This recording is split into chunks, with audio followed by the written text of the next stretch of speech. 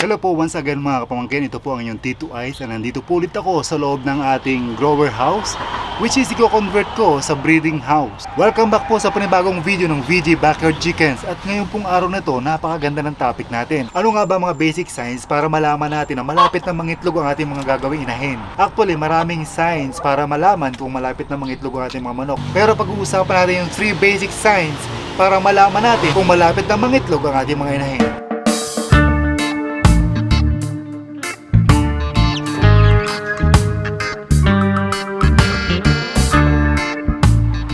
Ang una at pinaka-basic para malaman natin kung malapit na mangitlog ang ating mga inahin ay yung age, syempre. Pero iba't ibang breed, iba't ibang age bago mangitlog. Kagaya nitong hawak ko, BPR o Barred Plymouth Rock. Isa sa mga heritage chicken. Kung ganitong breed, medyo maagang mangitlog kumpara sa mga native.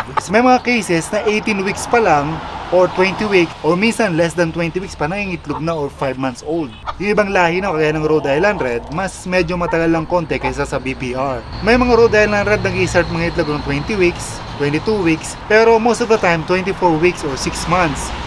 Or at least less than 6 months. Yun ang unang dapat malaman natin yung age ng ating manok. Ang pangalawang basic sign na malapit na mangitlog ang ating mga alagang manok ay yung kulay ng kanilang mukha, kagaya nito. Itong BPR natin, makikita nyo, medyo mapula na yung palong niya, tsaka itong nasa baba niya, tsaka medyo mapula na yung kanyang mukha. So, soon mangitlog na to kasi nga ito nasa 5 months na. At kung makikita nyo yung kanyang katawan, parang buong buo na.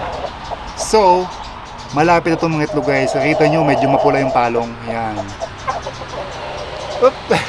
I-compare natin doon sa Rhode Island Red na 5 months old din pero mukhang matagal pa bago mga itlog.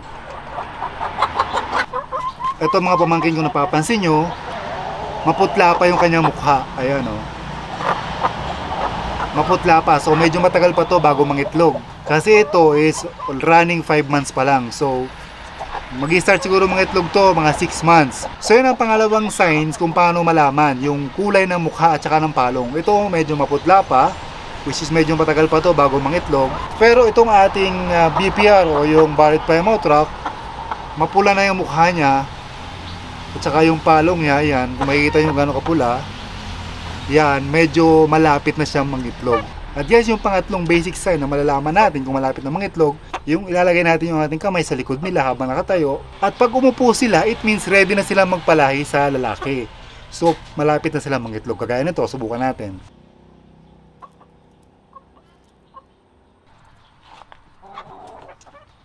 Subukan natin yung Rhode Island Red. See, oh. Kung napapansin yung Rhode Island Red, parang mailap pa siya. Pag dinalagyan mo ng kamay sa ibabaw, umaalis. At yun guys ang tatlong basic signs para malaman natin kung malapit na mangitlog ang ating mga alaga. Kung nagustuhan nyo yung video nito, hit nyo yung like at mag-subscribe na kayo para sa future videos about sa raising chicken sa backyard natin.